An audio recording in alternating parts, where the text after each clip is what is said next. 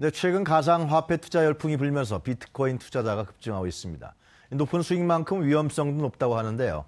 자세한 내용 이슈 10분 체크해서 알아보겠습니다. IT동아 권명관 기자 모셨습니다. 안녕하십니까, 권 기자님. 안녕하세요, 반갑습니다. 네, 먼저 비트코인이 뭔지 좀 구체적으로 좀 설명해 주실래요? 네. 좀 어렵게 생각을 하시는 분들이 많은 것 같아요. 네. 사실 어려운 게 아닌데 일단 이 비트코인이 무엇이냐, 가상화폐 요렇게 얘기하면 또 어려우시죠.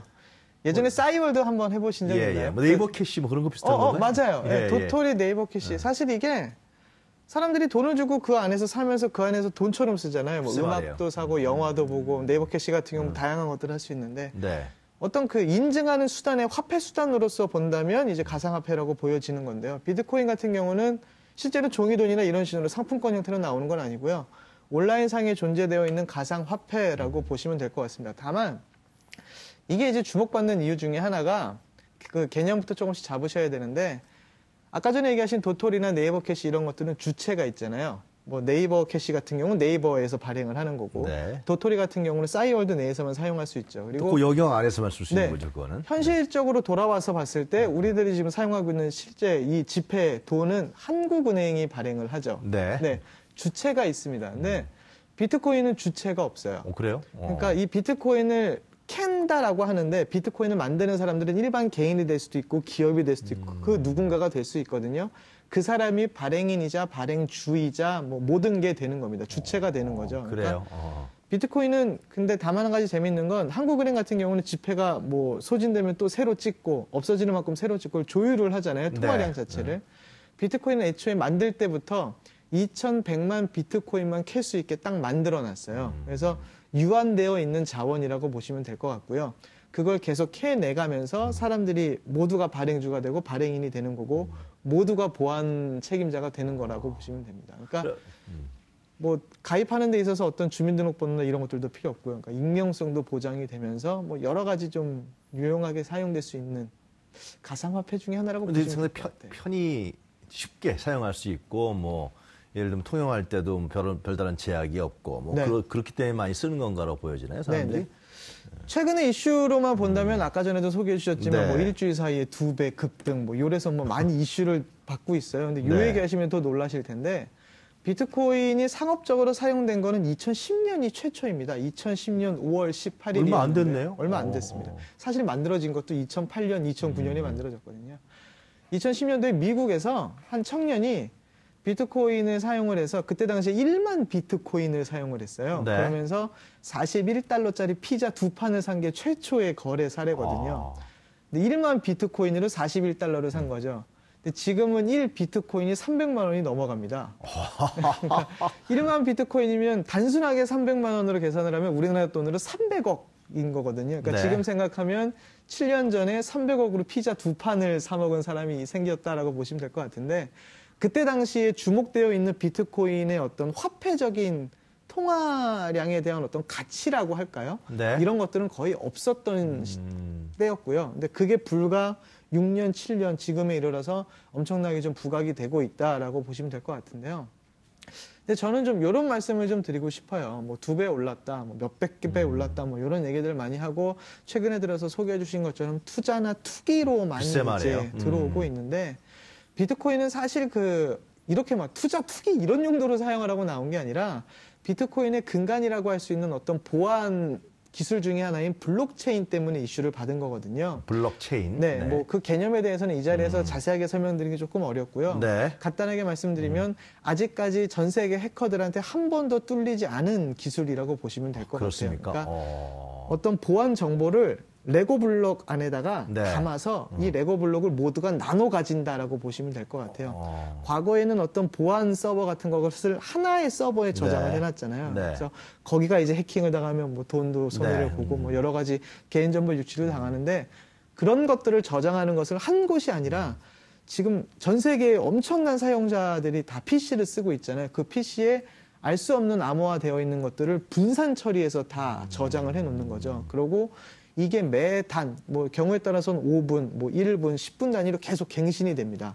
그래서 만약에 해커가 나 이거 한번 해킹해 볼 거야 라고 한다면, 이걸 해킹하고 있는 도중에 5분 있다가 다시 또 다른 블록이 하나 갱신이 돼요. 그럼 이걸 또 해킹을 해야 되는 거라서 이것들을 모든 것을 해킹하기가 어렵다라고 얘기를 했죠. 그래서 실제로 전 세계에서 유명한 어떤 그 존경받고 있는 해커 중에 한 명이 이 블록체인을 해킹을 하기 위해서 시도를 했다가 네. 흔한 말로 주지 선언을 했죠. 이것은 자기가 해킹은 불가능할 것 같다. 뭐 이런 얘기도 공 기자 있습니다. 말씀을 들어보니까 블록체인이 단순하게 무슨 화폐 통용이라든가 그런 대형 수단뿐만이 아니라 다른 영역까지 광범하게 펼쳐지고 있다. 그런 생각이 드네요. 네, 뭐 요즘은 비트코인과 더불어서 이더리움이라는 것들이 네. 많이 가상화폐로 주목을 받고 있어요. 뭐 여기도 마찬가지로 투기 투자 뭐 이런 것들이 많이 집중되고 네. 있는데 비트코인은 이 블록체인이라는 기술을 대중들한테 알린 첫 가상화폐라고 보시면 될 것 같고요. 이더리움은 이 블록체인을 활용한 정말 그 전 세계 보안이라든가 뭐 다양한 영역으로 확장할 수 있는 어떤 솔루션으로서 자리를 잡았다라고 보시면 될 것 같아요. 그래서 이더리움을 사용하는 어떤 예를 들어서 우리나라 이제 개표 방송 얼마 전에 이제 대선이 있었잖아요. 네네. 개표 방송 때문에 여러 가지 이슈도 많았죠. 뭐 조작된 거 아니냐 뭐 이런 이슈들이 있었는데 여기다 이제 이더리움의 어떤 블록체인 기술을 적용을 하게 되면 이 투표 정보 자체가 모두가 갖게 되는 정보가 되는 거니까 해킹이 불가능한 이슈가 되는 거죠. 그러고 만약에 누군가 조작을 했다. 네. 그럼 누가 조작을 했는지도 다 알 수 있는 상황이 되는 분산돼 거예요. 버렸으니까. 네. 그러니까 뭐 이것을 은행이라든가 이런 어떤 그래서 사실 이 블록체인을 한글로 변환을 해보면 공공거래 장부 기술이라고 얘기를 해요. 그래요? 네, 네. 그래서 그렇게 말씀을 드리면 좀 더 이해하기 편할 것 같고요. 그러니까 가상화폐로만 쳐다볼 게 아니라 네. 어떤 다음 차세대 보안으로서의 하나의 어떤 솔루션 그리고 IT 기술적으로 바라봐 주시면 좀 더 좋지 않을까라는 생각이 듭니다. 그래도 하여튼 이 투자자들한테 상당히 호감을 받는 모양이죠. 투자가 열풍이 일어나고 있다 그런 얘기가 있어요. 일단은 그 이슈는 딱 한 가지인데요. 네. 뭐 익명성이 일단 보장이 됩니다. 익명성. 이 비트코인을 말씀을 좀 드려야겠는데요. 비트코인을 만들 때는 우리나라에 뭐 은행 찾아가서 통장 개설하려고 하면 도장도 찍거나 뭐 글쎄 인감을 말이에요. 만들거나 사인을 하거나 하다못해 네. 주민등록번호라도 필요하잖아요. 뭐 업체 같은 경우는 사업자 등록증도 갖다 내야 되고요. 비트코인은 그런 게 없습니다. 숫자와 알파벳으로 된 약 30자리 정도의 어떤 그 보안 코드 같은 건데요. 이거를 그 개인한테 주어주고요. 그걸 이제 지갑이라고 얘기를 해서 계좌라고 보시면 돼요. 그리고 이 비트코인을 만드는 것은 캔다라고 얘기를 하는데 채굴한다. 네. 예. 전 세계에 지금까지 풀기 어려운 어떤 수학 문제들이 있어요. 이 수학 문제들을 풀기 위해서 그 자신이 가지고 있는 컴퓨터 자원을 사용을 하는 거거든요. 그러니까 열어준다고 보시면 돼요. 내 PC에 보면 뭐 그래픽 카드, 뭐 프로세서 다 꽂혀 있잖아요. 이 PC 자원을 다른 사용자한테 열어주겠습니다라고 이렇게 공개를 한다라고 보시면 될 것 같은데요. 네. 이걸 공개를 함으로 인해서 컴퓨팅 자원이 계속 나가고 그걸 이제 조금씩 그 문제를 풀어 나가는데 사용이 되는 거예요. 그래서 이게 어느 정도 완성이 되면 비트코인이 쌓이고 1비트코인이 만들어지는 거죠. 그때부터 이제 어떤 가상화폐로서의 가치가 생긴다라고 보시면 될 것 같은데 이게 이제 가상화폐가 만들어지고 나서 지갑이 누가 갖고 있는 사람이 이것을 갖고 왔다고 하면 추적이 안 됩니다. 추정이 안 돼요? 네. 그럼 불법 거래 자금 이런 데 통용될 수도 있겠네요. 실제로 돈 세탁하고 가장 뭐 그런데. 많이 사용되고 있는 그러니까 사실 이것도 추적이 안 되기 때문에 과연 어디에 쓰느냐라는 어떤 그런 것들이 있긴 한데 예. 익명성이 보장이기 때문에 아까 말씀하신 대로 암암리에 좀 많이 사용이 되고요. 뭐 세금 탈세라든가 이런 영역에도 많이 사용이 된다고 되어 있고요. 네. 왜 그런 정황이 발견됐냐면 비트코인을 화폐로서 인정한 어떤 국가라고 할까요? 기관이라고 할까요? 그런 것이 좀 동남아 쪽에 많이 있었어요. 그래요? 카지노 계열 어허. 쪽에 많이 있었거든요. 그래서 거기서 비트코인이 활성화되고 있으니까 이게 실제적으로는 약간 좀 검은 돈이 왔다 갔다 하는 것 아니냐 이런 어떤 추측으로 이제 발전을 한 거고요. 네. 실제로는 이제 뭐 그러니까 자사의 돈으로 화폐로 바꾸는 데에는 약간의 좀 과정이 좀 필요해요. 이게 가상화폐이기 때문에 돈으로 바꾸기 위해서는 결국은 그 나라에서 이 비트코인을 정말 돈으로서 인정을 해줘야 환전이 될 거 아니에요. 그래서 그것이 조금씩 진행이 되고 있기 때문에 현재로서는 뭐 미국이나 일본 같은 경우 일본은 인정한다고 네네 그런 것 같은데요. 4월에 인정을 한다고 좀 어느 정도 발표했고요. 근데 여러 가지 좀 과정이 필요합니다. 이게 돈으로 인정이 된다고 해서 바로 환전이 되는 건 아니거든요. 외화잖아요. 아하하하. 그러면 당연히 자국 내 우리나라도 외화가 있으면 달러를 환전하려면 외환거래법에 따라서. 외환거래법에 따라서 또 적용이 돼야 하잖아요. 그래서 이제 여러 가지 좀 절차가 필요한데 문제는 외환거래법에서 요거를 적용을 해야 된다는 얘기가 나오니까 그럼 이걸 이제 돈으로 인정하자는 얘기냐라는 어떤 역설적으로 다시 그런 그럼 이제 그 똑같이 시세 차익이 있는 겁니까? 맞습니다. 그래서 투자하려고 그러는 거 아니에요? 맞습니다. 허허. 바로 그래서 지금 투기 투자가 네. 많이 나오고 있는 거예요. 그리고 또 그 비트코인은 아까 전에 말씀드렸다시피 2,100만 비트코인만 채굴할 수 있게 딱 확정이 한정돼 되어 있죠. 있거든요. 예. 그만큼 유한한 자원이라는 거죠. 그러니까 점점 빨리 캐고 좀 더 캐고 그리고 지금은 2010년도에 비해서 캐는 게 좀 많이 어려워졌어요. 난이도가 올라갔다고 보시면 돼요. 아, 수학 난이도가 그동안 캔 양이 많아서 점점 조절을 하고 있는 거거든요. 그래서 지금까지 채굴되어 있는 양은 한 1,500만 비트코인 정도로 추정이 되고요. 이제 남아있는 거는 600만 정도가 남아있다고 보시면 되거든요. 1,500만 비트코인이 지금 채굴됐다는 네, 거예요? 그래서 지금 대중들이 사용을 하고 있는 비트코인이 얼마에 지금 거래되고 있습니다? 정확하게는 이게 매일 달라집니다. 매일 그래서 달라지는데? 제가 지금 인터넷이 되면은 그 비트코인 거래소에 들어가서 바로 시세를 볼 수 있거든요. 궁금하시면 비트코인 뭐 거래 뭐 이렇게 치시면 바로 우리나라에 뭐 여러 가지 거래소들이 뜨거든요. 그러니까 그래요. 주식 시장처럼 보이고요. 제가 한 달 전까지 확인했을 때 최고액은 450만 원이었고요. 대단합니다. 네. 지금은 뭐 통상 한 300만 원 전후를 왔다 300만 원 갔다라고 전후. 하시면 될 것 같습니다. 그럼 이제 그거를 또 얼마나 내가 갖고 있느냐, 또 그런 여러 가지 실제로 우스갯소리인데요. 예. 한 5년 전에 비트코인이 약간 좀 안 좋은 홈페이지나 이런 곳에서 거래 용도로 사용이 되고 했었어요. 근데 그때는 엄청 쌌죠. 1 비트코인에 뭐 몇 달러 정도였는데 그거를 그냥 이렇게 사고 잊으신 분들이 꽤 잊으세요. 지금 빨리 사용할 수가 없으니까요. 근데 그걸 이제 최근 이슈를 보고 이 뭐야? 들어갔더니 이제 실제로 몇 억씩 받으신 분들도 있고요. 그래요. 그래서 저도 주변 지인들한테 혹시 비트코인 사놓은 거 없냐고. 권 기자는 없었습니까? 저는 없었어요. 없었습니까? 네. 부연 설명을 좀 해드리면 예. 저 비트코인은 아니고요. 현재 이더리움을 그래서 아까 저희가 이더리움. 실제로 지금은 많이 채굴하고 계신 분들이 많아요. 그래서 저희도 회사에서 지금 이더리움을 한번 테스트용으로 채굴을 하고 있거든요. 그래서 뭐 i7 프로세서와 1070 엔비디아 1070 그래픽 카드로 채굴을 하고 있는데요. 뭐 이게 네트워크에 따라서 그리고 다른 어떤 메모리나 뭐 이런 거에 따라서 좀 달라질 수 있겠지만 한 달 채굴을 하면 0.016 비트코인이 모입니다. 이더리움입니다. 이더리움. 0.016 이더리움이 모여서요. 이거를 1 이더리움을 만들기 위해서 계산을 해봤더니 한 2달 정도가 걸리더라고요. 그럼 이더리움은 지금 현재 시세로 40만 원이거든요. 그러니까 저는 바라컨대 개인 집에서 이거를 뭐 채굴하겠다 뭐 이렇게 생각하시면 안 될 것 같고요. 뭐 지금 뭐 몇백 대 수준으로 그래픽 카드를 뭐 용산에서 사가고 온라인으로 주문하시는 분들이 상당히 많아요.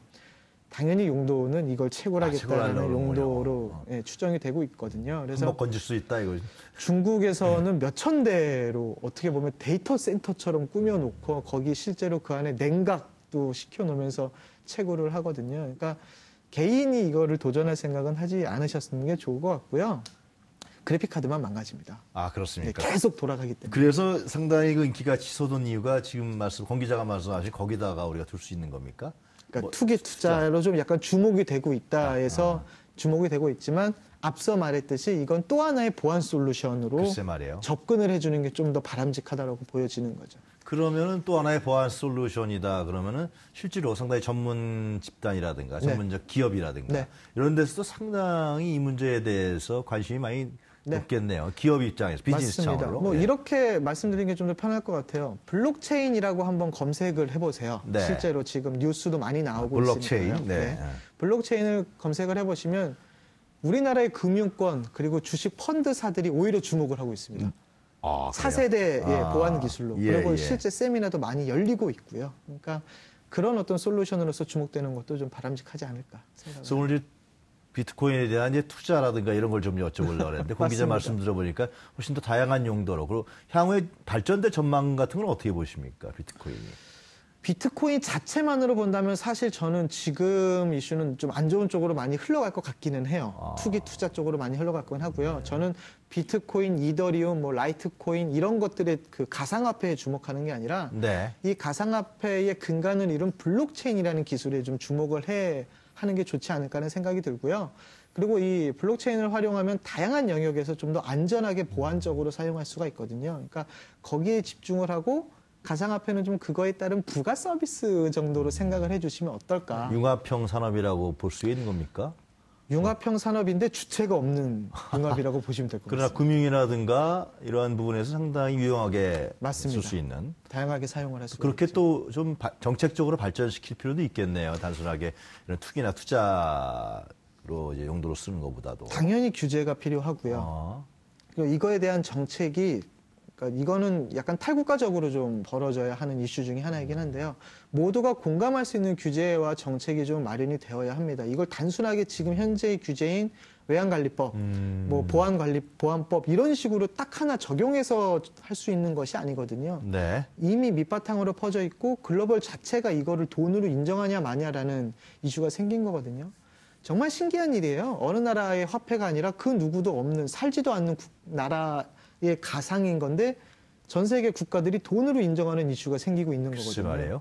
이것 하나만으로 봤을 때도 약간 조금 더 논의를 하고 좀 더 깊이 있게 고민을 해봐야 우리나라 하는. 정부는 아직 별 대책이 없는 것 같아요. 그죠? 이제 좀 손대나요? 이제 비트코인과 이더리움 이쪽으로 인해서 사실 이 이슈는 투기 투자에서 먼저 나왔어요. 자꾸 외화 쪽으로 네. 이 통화가 유출되는 거를 막을 수가 없으니까 거기에서 지금 많이 주목을 하고 있는데 일단 그것부터 막고요.